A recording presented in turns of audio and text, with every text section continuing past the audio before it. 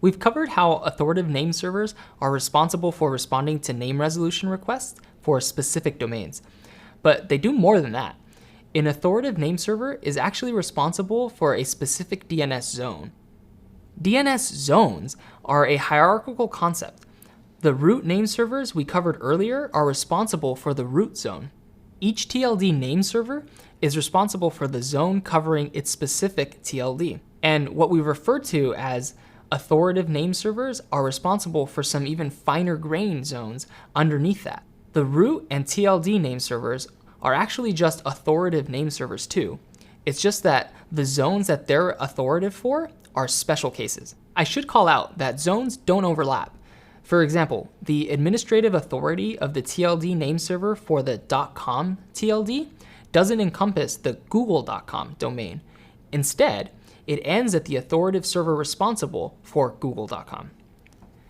The purpose of DNS zones is to allow for easier control over multiple levels of a domain. As the number of resource records in a single domain increases, it becomes more of a headache to manage them all. Network administrators can ease this pain by splitting up their configurations into multiple zones. Let's imagine a large company that owns the domain largecompany.com. This company has offices in Los Angeles, Paris, and Shanghai. Very cosmopolitan. Let's say each office has around 200 people with their own uniquely named desktop computer. This would be 600 A records to keep track of if it was all configured as a single zone. What the company could do instead is split up each office into their own zone. So now we could have la.largecompany.com, pa.largecompany.com, and sh.largecompany.com as subdomains, each with their own DNS zone. A total of 4 authoritative name servers would now be required for the setup, one for largecompany.com and one for each of the subdomains. Zones are configured through what are known as zone files, simple configuration files that declare all resource records for a particular zone. So a zone file has to contain an SOA, or a start of authority, resource record declaration. This SOA record declares the zone and the name of the name server that is authoritative for it.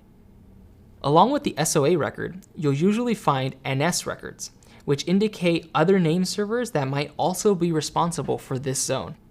For simplicity's sake, we've been referring to server in the singular when discussing what's responsible for a zone, whether at the root, TLD, or domain level. But there are often going to be multiple physical servers with their own FQDNs and IP addresses involved. Having multiple servers in place for something as important as DNS is pretty common. Why?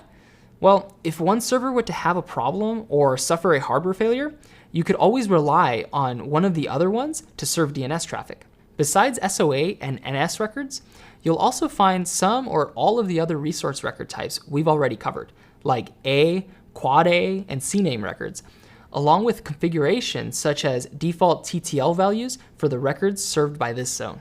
Just like how subdomains can go many, many layers deep, zones can be configured to do this too. But just like with subdomains, it's rare to see zones deeper than just a few levels.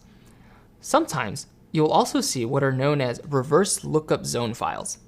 These let DNS resolvers ask for an IP and get the FQDN associated with it returned. These files are the same as zone files, except instead of A and Quad A records, which resolve names to IPs, you'll find mostly pointer resource record declarations. As you might have guessed, a PTR, or pointer record, resolves an IP to a name.